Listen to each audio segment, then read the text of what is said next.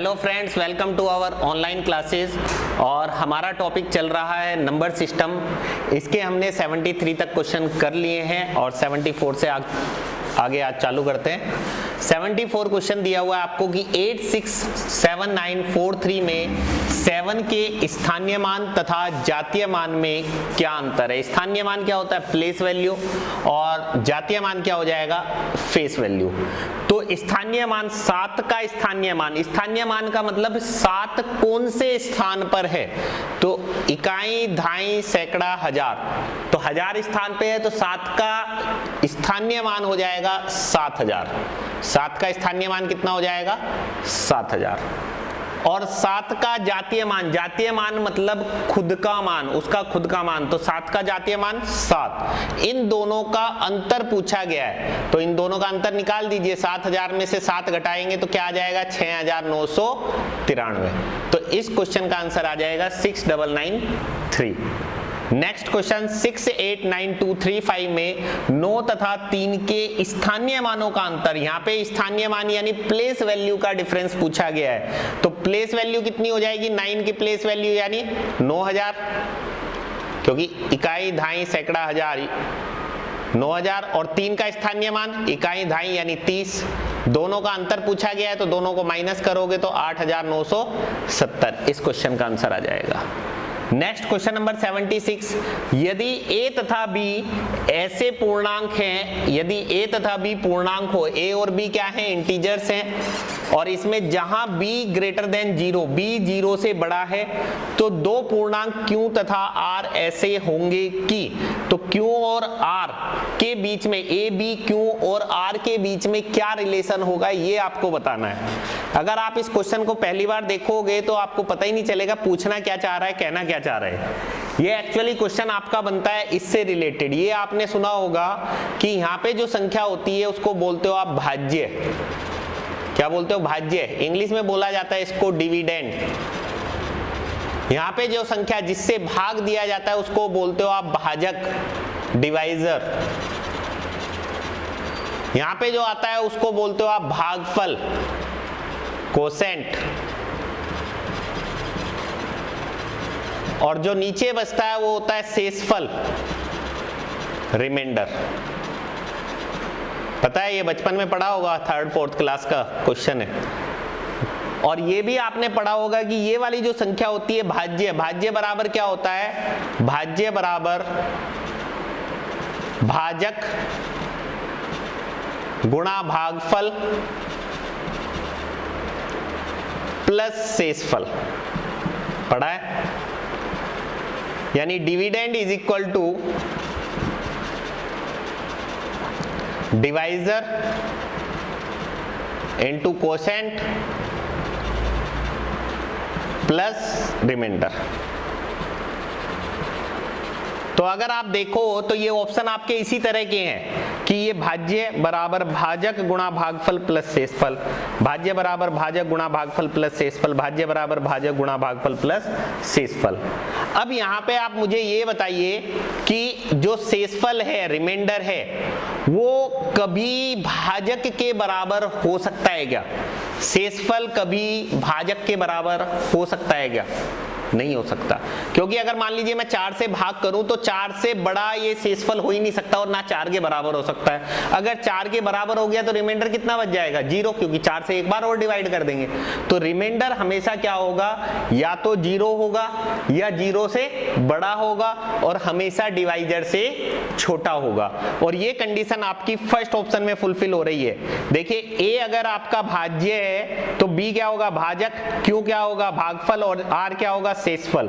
और r देखो 0 के बराबर भी हो सकता है, 0 से बड़ा भी हो सकता है, और b से छोटा। b क्या है यहाँ पे? भाजक, यानी डिवाइजर से हमेशा छोटा होगा। तो ये कंडीशन किस में फुलफिल हो रही है? फर्स्ट ऑप्शन में। तो इसलिए फर्स्ट ऑप्शन क्या हो जाएगा? सही हो जाएगा। इसमें अगर आप देखोगे सेकंड ऑप्शन में तो इसने यहाँ पे क्या दिया हुआ है? b इज इक्वल टू क्या है? भाज्य बराबर भाजक गुणा भागफल प्लस शेषफल।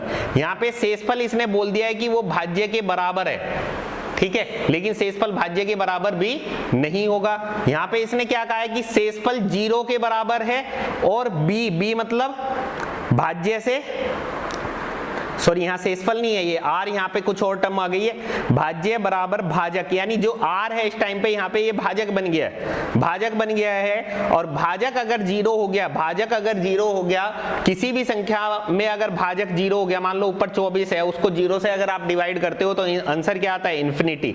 तो फिर तो कोई रिलेशन का मतलब ही नहीं रह जाएगा। तो यहाँ पे जो ये भाजक है, डिवाइजर है, ये इसने 0 बोल दिया है, और 0 हो नहीं सकता है क्योंकि नहीं तो आंसर क्या आ जाएगा, इन्फिनिटी। तो कंडीशन किस ऑप्शन में फुलफिल हो रही है, सटीक आंसर किससे मिलेगा, फर्स्ट ऑप्शन से। तो इस क्वेश्चन का आंसर आ जाएगा फर्स्ट ऑप्शन।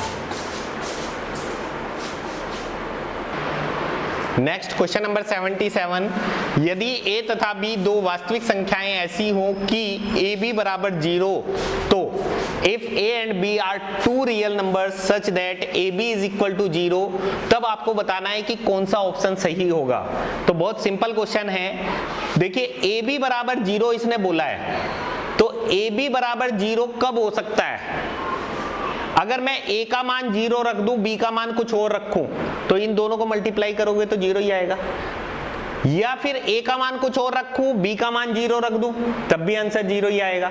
या फिर दोनों के मान 0 रख दूं, तब भी आंसर 0 आएगा।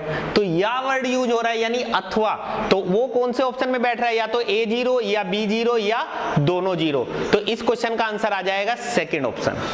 अब देखिए फर्स्ट ऑप्शन, या अथवा का मतलब और, ठीक है। तथा का मतलब क्या होता है, एंड का मतलब यानी ए भी 0 होना जरूरी है, बी भी 0 होना जरूरी है, तभी ये कंडीशन फुलफिल होगी। लेकिन ऐसा नहीं है, दोनों में से अगर एक भी 0 हो गया तब भी ये फुलफिल हो जाएगी, तो इसलिए ये गलत रहेगा। क्लियर। तो इस क्वेश्चन का सही आंसर बैठेगा आपका second option. Next question number 78 है, सबसे छोटी अभाज्य संख्या कौन सी है। तो मैंने आपको जो फर्स्ट पार्ट बताया था इसका, उसमें आपको अभाज्य संख्याएं बताई थी क्या होती है, प्राइम नंबर्स, जो केवल अपने आप से कटते हैं, किसी और से नहीं कटते, जो केवल अपने आप से डिविजिबल हैं, बाकी और किसी से डिविजिबल नहीं है। और उसमें मैंने आपको बताया था कि सबसे छोटी अभाज्य संख्या कौन सी होती है, 2 होती है, ठीक है। और वहां पे ये भी बताया था कि ऐसी कौन सी सम संख्या है जो अभाज्य है, तब भी आंसर आपका 2 ही आएगा। एक क्वेश्चन और वहां पे जो नहीं बताया था वो यहाँ पे नोट कर लेना कि 1 से 100 के बीच में 25 अभाज्य संख्याएं होती है। 1 से 100 के बीच में कितनी अभाज्य संख्याएं होती है, 25। ये आपको याद रखना है क्योंकि वो इस क्वेश्चन में काम आएगा। 70 से छोटी अभाज्य संख्याएं कितनी है। अब आपको 70 से छोटी अभाज्य संख्याएं बतानी है, तो या तो 1 से 70 तक सारी गिनती चालू करो, या एक काम करो, मुझे पता है 1 से 100 के बीच में कितनी है, 25 है, और मैं 70 से 100 के बीच निकाल लेता हूं। 70 से 100 के बीच अगर मुझे मिल जाए तो 1 से 70 के बीच पता चल जाएगी ना। अब 70 से 100 के बीच कैसे निकालेंगे, तो 70 के बाद क्या आता है, 71। अब 71 अभाज्य संख्या है या नहीं है, ये अगर हमें पता करना है तो 71 के पास का कंप्लीट स्क्वायर देखिए कौन सा होता है। 71 के पास का पूर्ण वर्ग कौन सा होता है, 64 होता है। 64 का वर्गमूल 8। तो 8 से नीचे जितनी भी अभाज्य संख्याएं हैं, 8 से नीचे कौन कौन सी हैं, 2, 3, 5 और 7, अगर इनसे किसी से ये कट गया तो ये भाज्य संख्या हो जाएगी, अगर नहीं कटा तो अभाज्य संख्या हो जाएगी। अब देखिए 71, 2, 3, 5 और 7 किसी से भी ये पूरा डिवाइड नहीं होता है, तो 71 क्या हो गई, अभाज्य संख्या, प्राइम नंबर। 73 देखिएगा, 73, 2, 3, 5, 7 इनमें से किसी से नहीं कटेगा, तो ये भी क्या हो गई, अभाज्य संख्या, प्राइम नंबर। 75 आपका 3 से भी कटेगा, 5 से भी कटेगा। उसके बाद 77 7 से कट जाएगा। फिर 79 चेक करोगे तो 79 भी इन चारों में से किसी से नहीं कटेगा, तो ये भी अभाज्य संख्या। 79 के बाद 81 3 से कट जाएगा। फिर 83, अब 83 के पास का पूर्ण वर्ग कौन सा हो गया, 81। 81 का वर्गमूल 9, और 9 से नीचे अभाज्य संख्या यही है, तो इन्हीं से चेक करके देखना है, आगे और कोई चेक करने, आगे और किसी से जरूरत नहीं है चेक करने की। 83 ना 3 से कटेगा, ना 5 से, ना 7 से, तो ये भी अभाज्य संख्या। 85 आपका 5 से कट जाएगा। 87 आपका 3 से कट जाएगा। 89 हो जाएगा, क्लियर। 89 के बाद 91 आपका 7 से कट जाएगा। 93 3 से कटेगा, 95 5 से कटेगा, 97 हो जाएगा। 99 9 से कट जाएगा, तो ये कितनी हो गई, 3 और 3 6। 70 से 100 के बीच कितनी आ गई आपके पास, 6 आ गई। तो अब 1 से 70 के बीच कितनी बच गई, 25 में से 6 घटाओगे तो क्या आ जाएगा, 19। तो गाइज इस क्वेश्चन का आंसर आ जाएगा आपका 19। नेक्स्ट क्वेश्चन है आपका 50 तथा 90 के बीच सभी अभाज्य संख्याओं का योग कितना है। अब देखिए 50 और 90 के बीच की अभाज्य संख्याएं निकालनी है। तो देखो 70 से 90 के बीच की तो मैंने ये निकाल ली, ये 97 हटा दूं यहां से, तो 70 से 90 के बीच की तो मैंने निकाल ली है। अब 50 से 70 के बीच की और निकालनी है, तो 50 से 70 के बीच में कौन कौन सी आ जाएंगी। 51 3 से कट जाएगा, 53 हो जाएगी, 55 5 से कटेगा, 57 3 से कट जाएगा, 59 हो जाएगी, 61 हो जाएगी, 63 3 से कट जाएगा, 65 5 से कट जाएगा, 67 हो जाएगी, 69 3 से कट जाएगा, और उसके बाद ये है ही है। अब इनको सबको टोटल करना है, तो आप देखो 9 और 3 12 ऑप्शन दिए हुए हैं आपको, 9 और 3 12 और 9 21 और 3 24 और 1 25 और 7 32 और 1 33 और 9 42 42 और 3 45 45 का 5 का इकाई अंक 5 इस ऑप्शन में है और इस ऑप्शन में। 45 का 5 का हासिल 4 4 और 8 12 और 8 20 और 7 27 और 7 34 और 7 41 और 6 47 और 6 53 53 देखो 485 से तो ऊपर चला गया, तो ये तो हो ही नहीं सकता, ये वाला सही हो जाएगा। तो गाइज इस क्वेश्चन का आंसर आ जाएगा 635। नेक्स्ट क्वेश्चन नंबर 81, 110 तथा 120 के बीच कितनी अभाज्य संख्याएं हैं। तो आपको ये फाइंड करना है कि 110 से 120 के बीच में कितने प्राइम नंबर्स हैं। देखिए 110 के बाद क्या आएगा 111, 111 किससे 3 से कट जाएगा। अभी मैं आपको जो है इससे नेक्स्ट पार्ट में या उससे नेक्स्ट पार्ट में मैं आपको विभाज्यता के नियम भी लिखवाऊंगा, उससे आप फटाफट डिवाइड करके भी देख सकते हो। जैसे 111 में क्या है, 111 में 3 बार 1 लिखा हुआ है, तो किसी भी संख्या के अंकों का योग अगर 3 से डिविजिबल है तो वह पूरी संख्या 3 से डिवाइड होगी। तो इसके अंकों का योग कितना है 3, तो इससे लिए ये 3 से कट जाएगी। तो उन विभाज्यता के नियम का यूज करके भी आप फटाफट पता लगा पाओगे कि कौन सी संख्या पूरी पूरी डिवाइड हो रही है, कौन सी नहीं हो रही है। ठीक है, तो 111 3 से कट जाएगा, 113 आपकी अभाज्य संख्या हो जाएगी क्योंकि ये किसी से नहीं कटेगा। 115 5 से कट जाएगा, 117 3 से कट जाएगा, 119 17 7 119 होता है, 119 7 से कट जाएगा। ठीक है, तो 120 तक कितनी मिली, 110 से 120 के बीच में आपको केवल एक अभाज्य संख्या मिल रही है, और वो कौन सी है 113। तो इस क्वेश्चन का आंसर आ जाएगा 1। निम्न में से कौन सी एक अभाज्य संख्या है। अब देखिए यहाँ पे आपको ये पता लगाना है, 4 ऑप्शन दिए हुए हैं आपको, और ये पता लगाना है कि कौन सा प्राइम नंबर है और कौन सा नहीं है। तो मैंने अभी आपको बताया है कि अगर प्राइम नंबर पहचानना है तो आपको क्या करना है, इस संख्या के पास का पूर्ण वर्ग देखना है। 161 के पास का पूर्ण वर्ग होता है 169 का वर्गमूल होता है 13। तो 13 से छोटी जितनी भी अभाज्य संख्याएं हैं 2 3 5 7 11, इनसे आप इसको डिवाइड करके देख लो। अगर किसी से ये कट गया तो भाज्य संख्या हो जाएगी, अगर नहीं कटा तो अभाज्य संख्या यानी प्राइम नंबर। 2 से ये डिवाइड नहीं होगा, 3 से डिवाइड भी नहीं होगा, 6 और 1 7 और 1 8, 8 3 से नहीं कट रहा है, विभाज्यता के नियम का यूज करके देखे तो। 5 से भी नहीं कटेगा ये, 7 से 7 दूनी 14, बचे 2 7 के 21, 7 से ये कट जाएगा तो ये अभाज्य संख्या नहीं है, ये प्राइम नंबर नहीं है। फिर 221 को देखेंगे तो 221 के पास का पूर्ण वर्ग होता है 225, 225 का वर्गमूल 15, तो 15 से नीचे अभाज्य संख्याओं में 13 भी शामिल हो जाएगा। तो अब इसको अगर मैं 13 से ही काट के देख लूं, पहले 13 एकम 13, बचे कितने 9, 9 और 1 91, 13 7 91, 13 से ये कट जाएगा, तो ये भी अभाज्य संख्या नहीं है। उसके बाद 373 के पास का पूर्ण वर्ग 19 का वर्ग 361, 19 से नीचे अभाज्य संख्या है 13, 17 को भी शामिल कर लिया जाएगा और 19 को भी। अब 19 से तो ये कटेगा ही नहीं क्योंकि 19 का वर्ग 361 है, और 361 में 19 जोड़ोगे तो 373 तो आएगा ही नहीं बीच में। ठीक है, 373 नहीं आएगा 19 के पाड़े में। 17 से काटे, 17 दूनी 34, बचे कितने 3 और 3 33, 17 से नहीं कटेगा। 13 दूनी 26, बचे 11, 11 और 3 113, 13 के पाड़े में 113 नहीं आता है, 11 से भी नहीं कटेगा ये, 11 से विभाज्यता का नियम लिखवाया जाएगा आपको, तो उससे आप फटाफट कर सकते हो। 7 से 7 बजे 35, बचे 2, 7 से भी नहीं कटेगा, 5 से भी नहीं कट रहा है, 3 से भी नहीं कट रहा है, तो इसलिए ये क्या हो गई अभाज्य संख्या। तो इस क्वेश्चन का आंसर आ जाएगा गाइस सी ऑप्शन।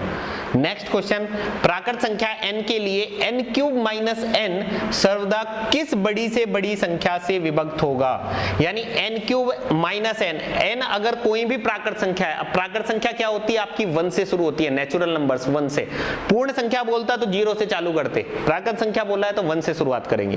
तो n की जगह अगर मैं 1 रख के देखूं इसमें, तो 1 का क्यूब माइनस 1 यानी क्या आएगा, ये 0 आएगा। n अगर 2 रख के देखूं मैं इसमें, तो ये क्या होगा, 2 का क्यूब 8 माइनस 2, तो क्या आएगा 6। n बराबर अगर 3 रख के देखूं, कभी भी इस तरह का क्वेश्चन आए तो n की 2-4 वैल्यू रख करके देख लेना, आंसर आपको अपने आप दिखाई दे जाएगा। n बराबर 3 रखोगे तो 3 का क्यूब 27 में से 3 गया तो क्या आ गया 24। n बराबर अगर मैं 4 रखूं तो 4 का क्यूब 64 में से 4 गया तो 60। अब मुझे ये बताइए ऐसी कौन सी बड़ी से बड़ी संख्या है जिससे 0 भी डिवाइड हो रहा है, 6 भी हो रहा है, 24 भी हो रहा है और 60 भी हो रहा है। तो बड़ी से बड़ी संख्या क्या हो जाएगी 6 से जो है 0 को 6 से भाग करोगे 0 आएगा, 6 को 6 से भाग करोगे 1 आएगा, 24 को 6 से भाग करोगे 4 आएगा, 60 को 6 से भाग करोगे तो 10 आएगा। अब आप कहोगे कि सर 3 भी तो है, लेकिन 3 है, लेकिन 3 क्या है, छोटी है, जबकि इसने क्वेश्चन में क्या कहा है, बड़ी से बड़ी। तो 3 से बड़ी अगर 6 है तो हम 6 पे टिक करेंगे। अब आप कहोगे सर 6 से बड़ी 12 भी तो है, ठीक है, लेकिन 12 से 6 तो नहीं कट पाएगा ना पूरा पूरा, इसलिए 12 नहीं लेंगे। इस क्वेश्चन का आंसर क्या आ जाएगा गाइज, 6। देखिए नेक्स्ट आपका 59, 84 और 85 जो क्वेश्चन है ये एक लॉजिक पर आधारित है। पहले मैं उसकी थ्योरी दे देता हूँ, फिर ये तीनों क्वेश्चन आपको कराऊंगा। कि क्वेश्चन ऐसे पूछे जा सकते हैं आपसे कि अगर a की पावर n माइनस b की पावर n है और n कोई भी प्राकृत संख्या है या n कोई भी धनात्मक पूर्णांक है, यानी n या तो कोई नेचुरल नंबर है या पॉजिटिव इंटीजर है, तब आपको बताना है इसका एक फैक्टर हमेशा क्या होगा। देखिए इससे रिलेटेड 3 क्वेश्चन आपके इस चैप्टर में है और इससे रिलेटेड 4-5 क्वेश्चन आपके अलजेब्रा वाले चैप्टर में भी आएंगे, बीजगणित में भी। तो इसलिए थ्योरी जो मैं दूंगा, थ्योरी के आधार पे भी क्वेश्चन हो सकते हैं और न्यूमेरिकल टाइप में भी क्वेश्चन हो सकते हैं। तो इसलिए इन पॉइंट्स को ध्यान से याद कर लेना, ध्यान से समझ लेना कि a की पावर n माइनस b की पावर n है अगर, और n कोई भी नेचुरल नंबर है, तब इसका एक फैक्टर हमेशा क्या होगा, इसका एक गुणनखंड हमेशा क्या होगा। तो अगर मैं यहाँ पे n बराबर 1 रखूं, n बराबर अगर 1 रखेंगे तो a की पावर 1 यानी a, b की पावर 1 यानी b, तो a माइनस b आएगा। यदि आप n बराबर 2 रखोगे तो ये क्या बनेगा, a square minus b square. a square minus b square का फॉर्मूला आपको पता है, a minus b into a plus b। Clear. यदि n बराबर 3 रखते हो, n बराबर 3 रखते हो तो क्या आएगा, a cube minus b cube, यानी a minus b into A square plus B square plus A B. A cube minus B cube का फॉर्मूला आपको लिखवाया गया है। n बराबर अगर 4 रखते हो तो क्या बनेगा, a की पावर 4 माइनस b की पावर 4, और इसका भी फॉर्मूला आप खोलोगे तो a square minus B square into A square plus B square, यही लिखा जाएगा, क्योंकि a स्क्वायर का स्क्वायर लिख सकते हो, b स्क्वायर का स्क्वायर, और स्क्वायर है तो एक बार माइनस और एक बार प्लस। अब इसको फिर से a minus B into A plus B into A square plus B square. अब आप यहाँ पे देखिए n बराबर 1, 2, 3, 4 कुछ भी है तो आपको एक गुणनखंड a माइनस बी हमेशा दिखाई देगा, दिख रहा है ना। तो इस तरीके से अगर पूछा जाए क्वेश्चन कि अगर n कोई भी प्राकृत संख्या है तब a की पावर n माइनस b की पावर n का एक गुणनखंड क्या होगा, तो आप किस पे आंसर टिक करोगे, a माइनस b पे।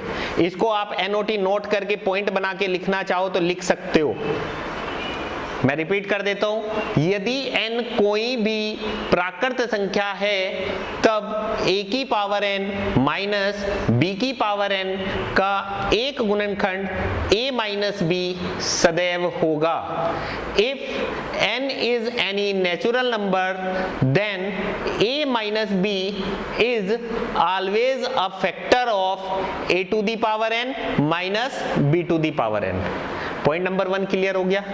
पॉइंट नंबर 2 पहले समझ लीजिए फिर लिखना। दूसरा क्वेश्चन आपसे यह भी पूछा जा सकता है कि यदि n कोई भी समप्राकृत संख्या है या विषम प्राकृत संख्या है, तो पहले विषम के बारे में डिस्कस कर लेते हैं कि यदि n कोई भी विषम यानी ओड, यदि n कोई भी विषम प्राकृत संख्या है तब a की पावर n माइनस b की पावर n का एक गुणनखंड क्या होगा। तो विषम प्राकृत संख्या यानी 1 और 3 पे भी देखिए a माइनस b आपको दिख रहा है, ठीक है, तो इसलिए यहां पे भी आप a माइनस बी टिक करोगे कि यदि क्वेश्चन पूछा जाए कि यदि n कोई विषम प्राकृत संख्या है तब a की पावर n माइनस b की पावर n का एक गुणनखंड क्या होगा, तो आप आंसर क्या टिक करोगे, a माइनस b। इसको भी एनओटी नोट करके लिख लीजिए। यदि n कोई भी विषम प्राकृत संख्या है तब a की पावर n माइनस b की पावर n का एक गुणनखंड a माइनस b सदैव होगा। If n is any odd natural number then a minus b is always a factor of a to the power n minus b to the power n। दूसरा point clear हो गया। तीसरा point क्या है कि यदि n कोई भी समप्राकृत संख्या है, समप्राकृत संख्या यानी इवन नेचुरल नंबर, तो इवन यानी 2 और 4, तो देखिए 2 पे आपको a माइनस बी और a प्लस बी दोनों कॉमन दिखाई देंगे। यहाँ पे n बराबर 2 पे a माइनस बी और a प्लस बी दोनों है ना, a minus B a plus B यहाँ पे भी है, यहाँ पे भी है, तो इसलिए a माइनस बी भी सही है, a प्लस बी भी सही है और दोनों एक साथ हैं वो भी सही है। तो इसको भी आप पॉइंट बना के लिख लीजिए। यदि n कोई भी समप्राकृत संख्या है तब a की पावर n माइनस b की पावर n का एक गुणनखंड a माइनस b अथवा a प्लस b अथवा a minus b into a plus b सदैव होंगे। If n is any even natural number then a minus b or a plus b or a minus b into a plus b is always a factor of a to the power n minus b to the power n। Clear, ये तो हो गया minus से related. अब इसी में question आपका plus से रिलेटेड भी बनाया जा सकता है। प्लस से रिलेटेड क्या होगा कि अगर यहाँ पे a की पावर n प्लस b की पावर n कर दिया जाए, तो अगर प्लस करेंगे तो यहाँ प्लस हो जाएगा, यहाँ a square plus b square होगा और इसका कोई फॉर्मूला नहीं होता है a square plus b square का, तो इसको हटाना पड़ेगा। यहाँ पे प्लस होगा तो a cube plus b cube का formula a plus B into a square plus b square minus A B हो जाएगा, और यहाँ a की पावर प्लस b की पावर 4 का कोई फॉर्मूला नहीं होता है। तो यहाँ पे देखिए आपको कॉमन फैक्टर कब मिल रहा है, 1 और 3 पे आपको कॉमन फैक्टर मिल रहा है a plus B. Common factor कब मिल रहा है, जब विषम प्राकृत संख्या है यानी ओड नेचुरल नंबर है। तो यहाँ पे एनओटी नोट करके लिख लीजिए केवल विषम प्राकृत संख्याओं के लिए a की पावर n प्लस b की पावर n का एक गुणनखंड a प्लस b सदैव होगा। For only for odd natural numbers a plus b is a factor of a to the power n plus b to the power n। ये theory आपकी complete हो गई। अब इससे रिलेटेड क्वेश्चंस देखते हैं।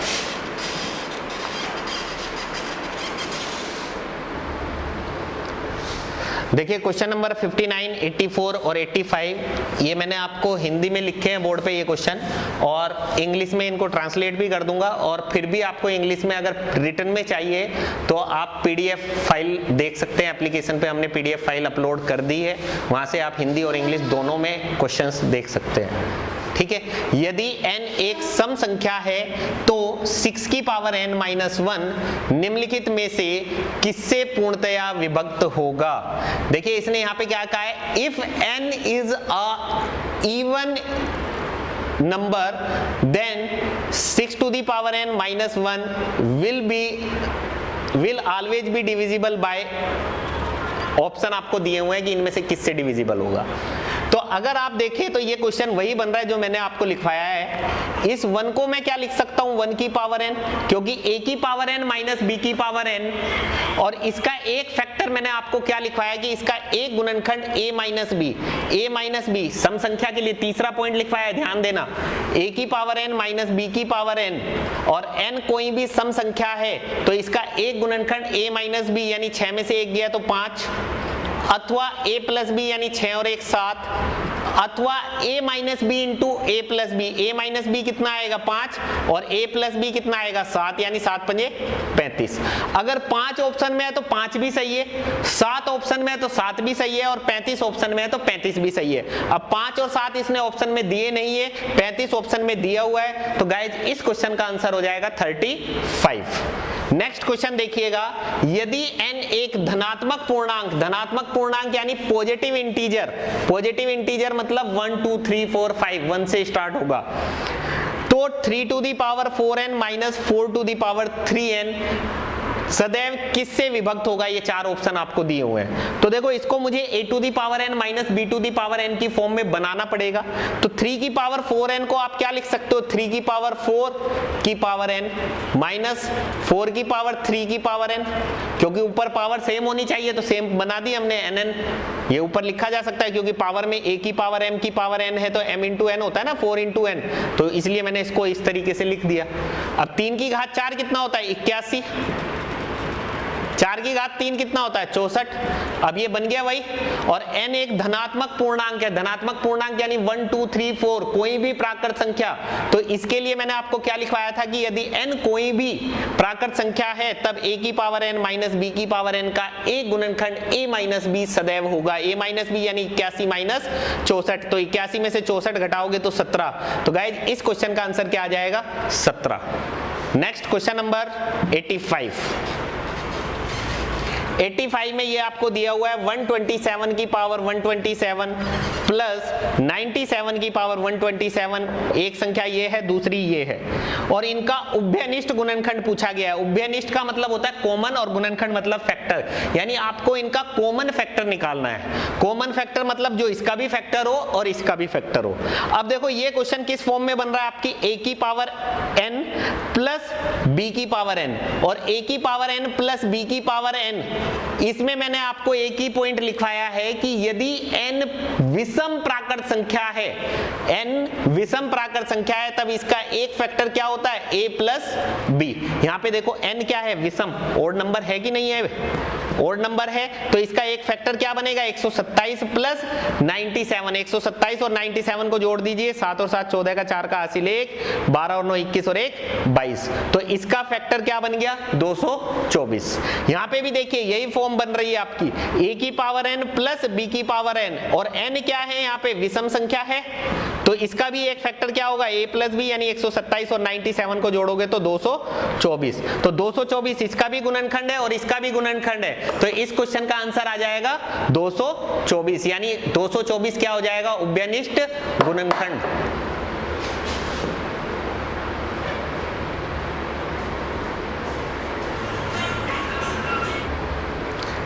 नेक्स्ट क्वेश्चन नंबर 86, यदि n एक प्राकृत संख्या हो तथा 10 to the power n minus 1 के अंकों का योग 4707 हो तो n का मान क्या होगा। If n is any natural number and sum of digits of 10 to the power n minus 1 is 4707, then what will be the value of n।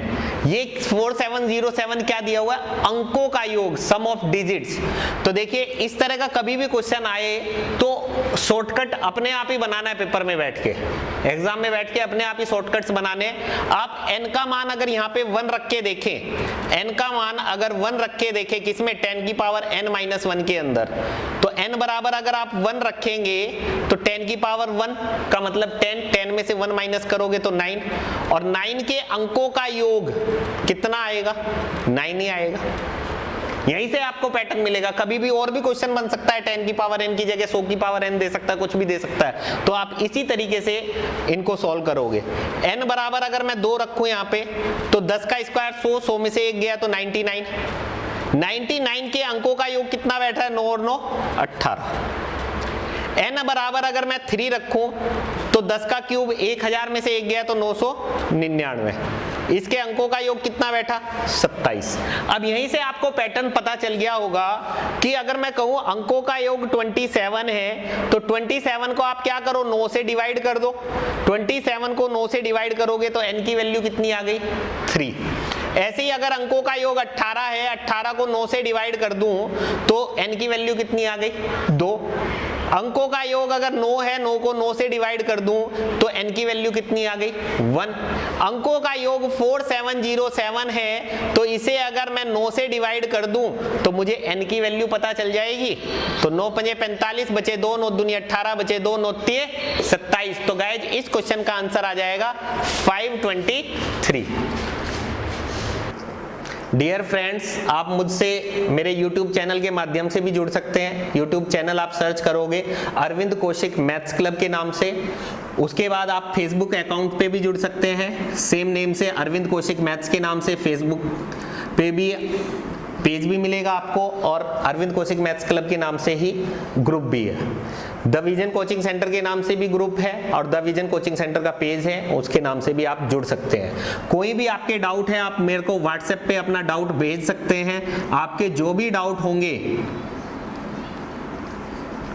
वो आपको वीडियो के रूप में मिल जाएंगे, व्हाट्सएप पे मिल जाए या फिर फेसबुक पे मिल जाए या फिर यूट्यूब पे मिल जाए। जैसे भी पॉसिबल होगा उस तरीके से मैं आपके डाउट्स के सॉल्यूशन दे दूंगा।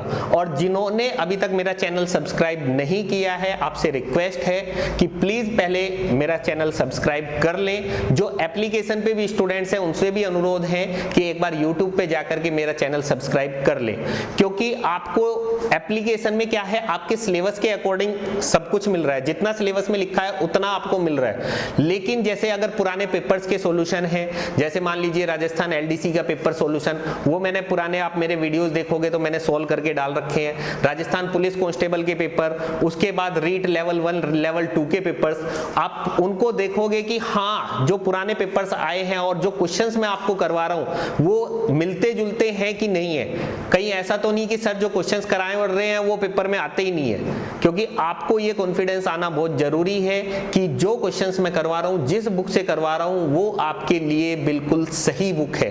तो इसलिए सबसे पहले आप जाकर के YouTube पे मेरे चैनल को सब्सक्राइब कर लें और जो पुरानी वीडियोज हैं, पेपर्स हैं, शॉर्टकट ट्रिक्स की भी वीडियोज हैं, मल्टीप्लाई की ट्रिक्स, स्क्वायर रूट की ट्रिक्स, वो आप चेक कर लीजिए।